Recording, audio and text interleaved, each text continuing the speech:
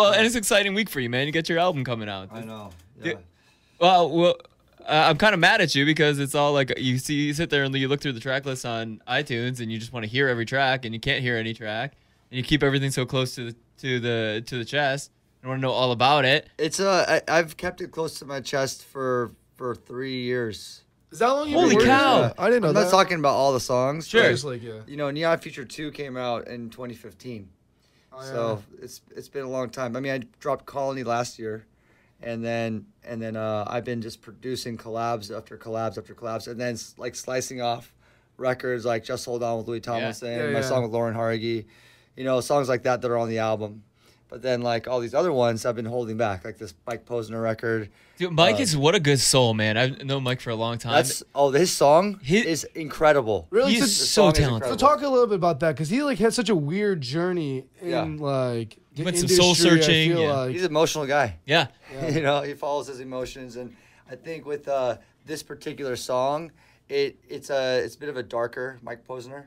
Really? So, yeah, it's. I feel like that's interesting because like I feel like he gets like, I don't know if it's weird for me, but like he has a hard time in radio. I feel like he has like these super hits and then like disappears and then like can't get his records played, and then like I feel like you know, I took a pill and Ibiza. it goes like it just pops, it goes nuts, and so like I feel like teaming up with someone like you, that's like the right like combination that he needs to get like a song on the radio, but then to play a darker song that seems surprising. Yeah, you know, it's like this album is not like all about the radio records, you know. Okay, Radio you appeal, hate us, but well, I mean, wasted on me, you know, like that's like the radio record. That's true. For the Yeah, album. going #1 and stuff. But there's like songs on there that, you know, actually sometimes the songs that I didn't think were radio records had the possibility to really crack. That always happens. You know, yeah. it just happens. Like Boneless, for example, it was a big EDM festival record. Huge, yeah. We threw Kid Ink on there, and that was like a big record for me on the radio. It actually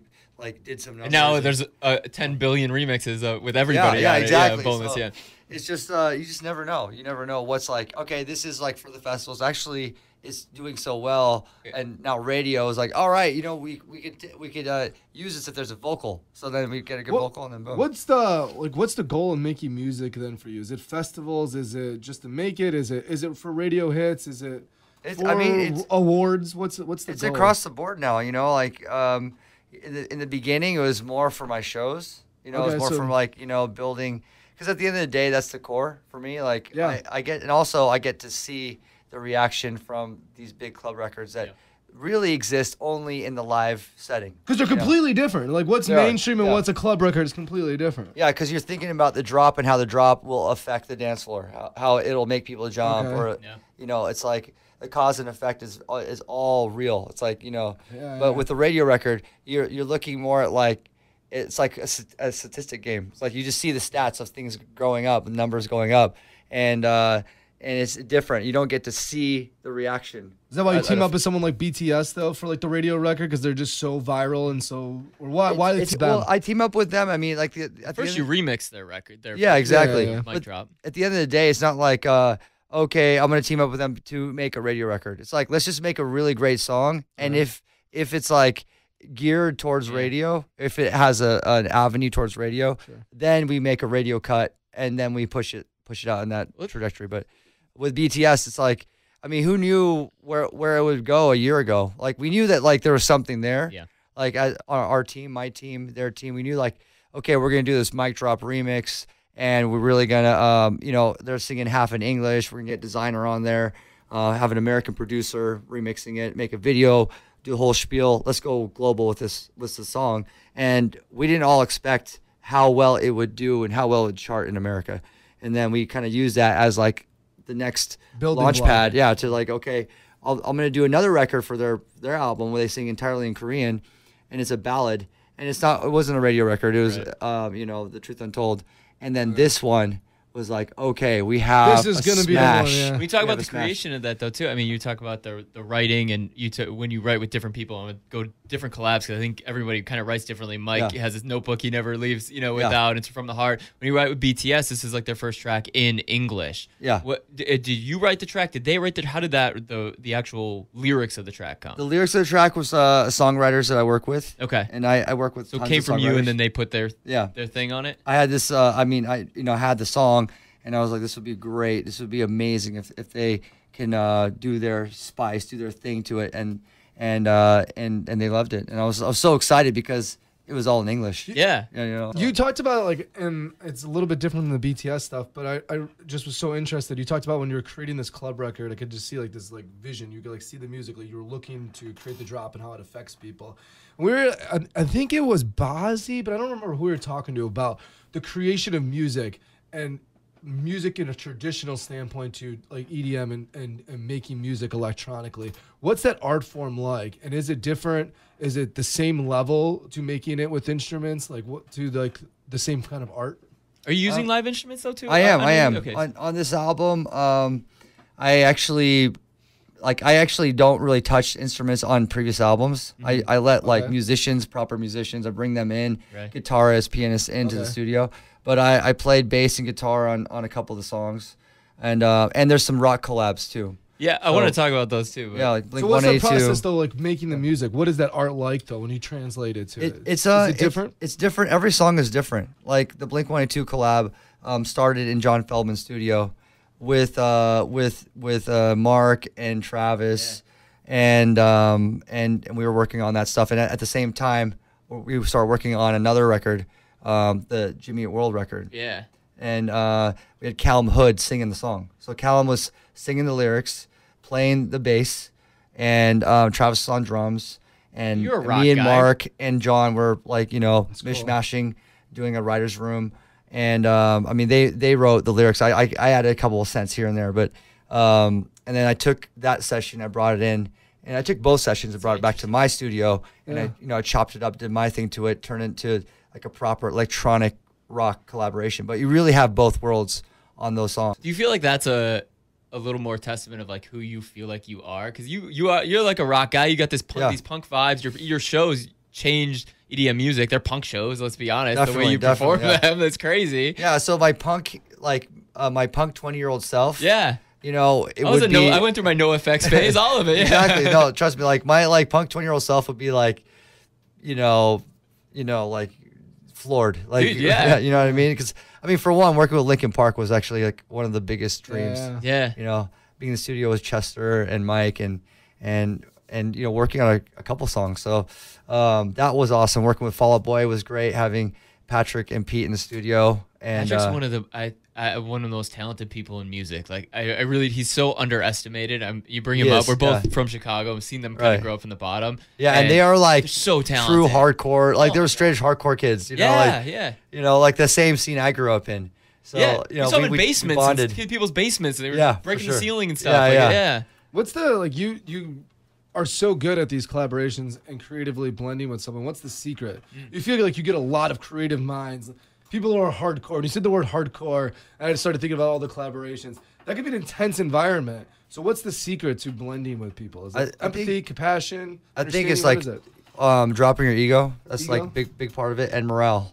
Morale is really important because like you have to have like high spirits, and you have to because it's all about energy. It's all about vibe. If someone's like not feeling the vibe or energy, you're not going to get the best out of them. So when I'm in the studio with someone, I'm like, I want to make the energy and vibe really good. I want to have our connection, our human bond really good. So that way that I can really see that there's going to be like these sparkles of moments, these fleeting moments that are actually these hooks.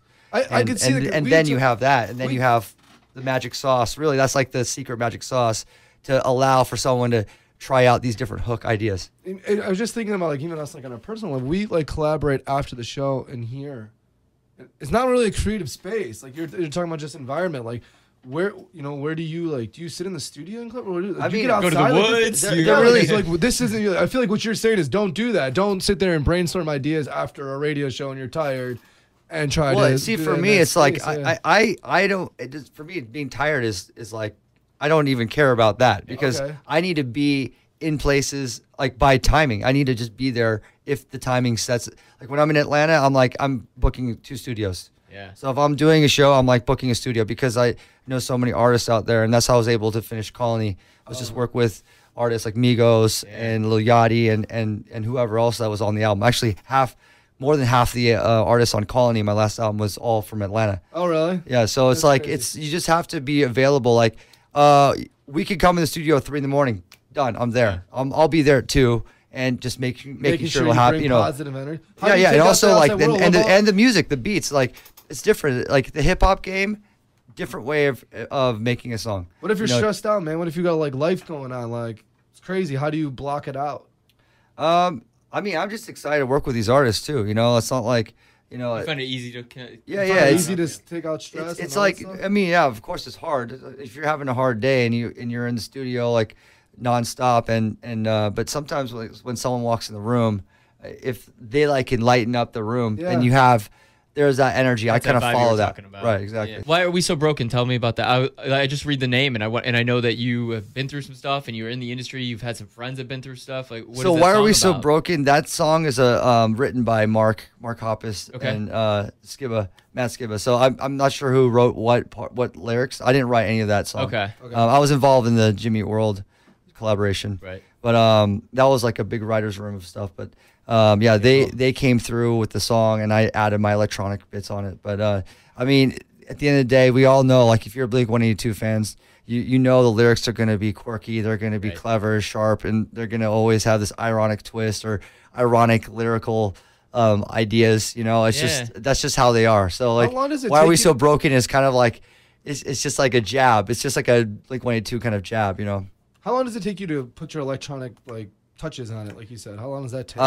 That song in particular, it took me I think 8 months.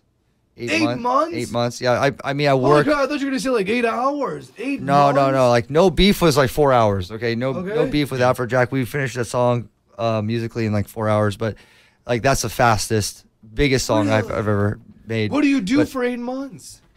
Go back and forth, back and forth. I mean, I Really? made like so many changes. I made maybe 8 to 10 That's different so cool. songs. I talk about this all the time. Like you see this stuff that like people who like, oh, that doesn't work for me, and like you can see like people that get frustrated if you're working on like something. You're like, that doesn't work. It's not good enough. It's not good enough. And you like do it 3 or 4 times, so you can see people get frustrated. You did that for 8 months, just rejecting and changing and Brainstorming. altering. But the best part Wow. about like that kind of process is that if 8 months later the song's super fresh still, and you play it for New Year's, and they're like, "Wow, this feels new. This feels like something we haven't heard yet." You know, you have a record that has the potential to be a timeless song. Cool. So like, I like to, if I have the opportunity, it's like sitting on fine wine. Like if I can sit on it and it tastes better, or like listens better, or it has like a quality that doesn't feel dated. It's not like attached to a trend. That's gonna like go up and down. That's patience. Then you have like, I have certain records that I'm proud to say have like this timeless feel, like my remix of Pursuit of Happiness. Yeah. That was, I made that remix over 10 years ago. It was like 2008, 2009 era. So Isn't that crazy that that's 10 years ago? yeah, it is crazy. It's wild. But like now I still drop as my last song on my set. People go crazy. It's like, it's not an old song, Yeah. So it's like, it's great to, like, that's the goal I think for, Yeah. that's definitely a goal for me, to make a song that can transcend culture. And that's why I love collabing with outside artists. Like I want to transcend culture, and music is doing that. You have these songs that break through the musical climate and break into culture in a way where it leaves a legacy. So I mean, that's like the goal, I guess. You have with BTS and whatever, you hear that you want to collaborate different K-pop. 5 years ago, you wouldn't have heard. No one was talking about K-pop. No one would have thought about it. And you have your hand on the pulse, like all over the world. What culture of music do we not know about that we should know about, or that you think we will know about? The futuristic thinking of Steve Aoki. Is there something out there that catches you, like this is gonna go? I mean, like funk music from Brazil. Okay. Is just the thing about funk music is that it's so much about the dance. Like you dance with it.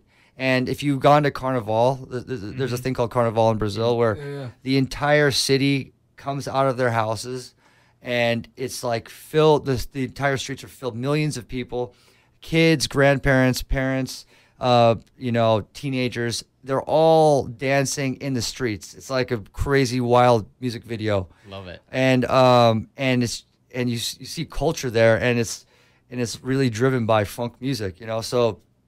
I mean, it's sometimes funny. You see like something so powerful and so impactful in a culture, and you go back to your home and you don't hear about it. And I mean, that's definitely going to be a part of commercial music at some point. I hope the elements are already there, I think, but they're not. Being those elements too. Drake is doing that with a lot of the different beats he uses from the different cultures. But we saw it in like St. Lucia. There was this thing called, they do a fish fry. I don't know if you've been there for this, and it's kind of the same what you're explaining. And that's what I felt it, because everyone comes out of their houses. It's in the streets. Yeah. People are cooking fish and bringing stuff out of their houses and teaching. Yeah, and everybody's just dancing in the streets, and the DJ's up there, and it doesn't matter who you are, what color, what race. What sexual orientation you are, people are just dancing, and that energy is there. And you're right, dude. I think America could use that more than ever right now. I know. Do you think, you can talk about the power of music. Can music unify us? I mean, there's no doubt. I've seen it firsthand. It's like at Tomorrowland. Tomorrowland's a perfect example. Playing main stage Tomorrowland, and that festival, for some reason, everyone wants to show where they're from. Other festivals I've seen, some people bring out flags. In the main stage of Tomorrowland, everyone's there to show where they're from. So when you look out in the crowd, you see like more flags than you've ever seen in your entire life. Can it heal? Can music heal people? The best part about it is you see, primarily Muslim country and a primarily Christian country and a primarily Jewish country, all forgetting and just all like standing next to each other. I just got chill as you said. I got chill. Like, so it's like these religious boundaries or whatever cultural boundaries that, the political boundaries that have like shaped these different places in time. They're all like, everything's down. Like the rules are off. We're just here to like be united, and everyone's smiling, everyone's happy, and you forget, you don't care about, about all these differences. The differences, And you just come together for music, and it's like really like the hairs go up and down my arm the entire time I'm playing. It's one of the most beautiful moments I've experienced, and when I see that, it definitely gives you hope, and it definitely shows you music 100% unifies people. And we see that like Americans trying to learn Korean. It's like happening. It's amazing, now. isn't it? It's like, it's incredible. Like the Latin explosion as well. I always consider like the Latin explosion, the K-pop explosion in America, like this 4 Minute Mile scenario where people think, like the non-dominant culture will not go over the obvious dominant English culture, right? And then just like the 4 Minute Mile, the guy that beat it, it was an impossible thing. It was an impossible thing to beat the 4 Minute Mile. Yeah. And then one guy beat it. And then after that, it was a slew of people that were just beating it, no problem. Not no problem, but like they were beating it. Yeah, I've heard that reference before in a lot of things. Once you beat the impossible, it makes people believe in the impossible. So basically, the impossible is possible. And I love how cultures coming together where these impossible cultural barriers of these non-dominant cultures are coming out to the forefront and saying, "Hey, we're here, and we're not just an underground. We're now part of the mainstream." Have you ever been in a situation where the cultures didn't mash and it was uncomfortable for you? Off the top of my head, no, but I'm sure there has been times that things didn't work. I mean, of course, it's not like it's not all. Sure, I just wonder if one situation popped out, you're like, well, that was awkward. But we're all good. We're all good. It's like before we get into the studio, it's almost like you've already gone on your first date sometimes. Like it's, you've gotten past the awkward stage. Sometimes I'll meet an artist for the first time in the studio. But generally there is like enough vetting and vibe going on before we even get that far. I sent a million emails. Yeah, exactly. At least some phone calls, some FaceTime, some What's the oldest record on the album? You said like you worked on it for 3 years. Which one have you like? Which one haven't you touched? You're like, oh yeah, it's like 3 years old, but it's gonna be on this album. Like, the song I did with Bill Nye. I was gonna ask you about that. Is this the science guy? Bill Nye? Yeah, Bill Nye the Science Guy. I saw that on the list. Because you talk about doing things like that, like you want Elon Musk, and you have different people that do even just narrative. What does he do on the? Is he so just when narrate? did you do it? And what does he do? Yeah, he's twisting the knobs in the studio. He's playing guitar. No, I'm just kidding. I wish, like the visual of Bill Nye like playing guitar and like jamming out, rocking. But no, I record his voice. Yeah, and that's a collab for me. You know what I mean? So like, I just need his essence on there. I want to be on there. Record my voice. Yeah, so, you're talking Bill Nye the Science Guy level, man. Come on, we got some work to do. I mean, the point of Neon Future is this: it's convergence of music, culture, and science. Really, it's like and building towards this like utopian future. Embracing tech and science and it feeds right into a lot of your foundations and your charities stuff too, and what you do with some of that stuff too is amazing. The consistent stuff, but then you come out with these random ones that support different causes that just, man, people don't understand why people call you the hardest working person in the industry until they see everything that you're doing and the way you put it together. It's inspiring. I appreciate it. Yeah. I appreciate it. But yeah, Neon, just like you said, Neon Future and the Aoki Foundation, the foundation that raised money for brain research. It's all part of the same goal. Like we're, with the foundation, I want to meet up with scientists and meet up with these organizations that are doing incredible research on the brain. And the goal is to, find a cure for Alzheimer's, find a cure for all brain degenerative diseases. And on top of that, unlocking the brain. I mean, we don't really know that much about the brain. If we were able to, that's where the science fiction stories come from. That's where imagination goes out, and from the comic books to Lucy, to Her, to all these films going, what if, we could unlock more of our human brain potential? What can we actually do with, with our possibilities of what we can do creatively? Well, hopefully in the process too, like educating people about the misconceptions of like mental health side effects. And people don't understand mental health awareness and mental health disease and stuff like that. And it affects so many people. And it affects so many people, and people don't want to talk about it. And then there's so many myths and stigmas about it that people just don't understand. It's misconceptions. I wish we could talk for 2 days with you about this. The stuff I want to pick your brain, the stuff you've seen, and because I know you're well traveled in that area too. But we're excited that you were able to come by.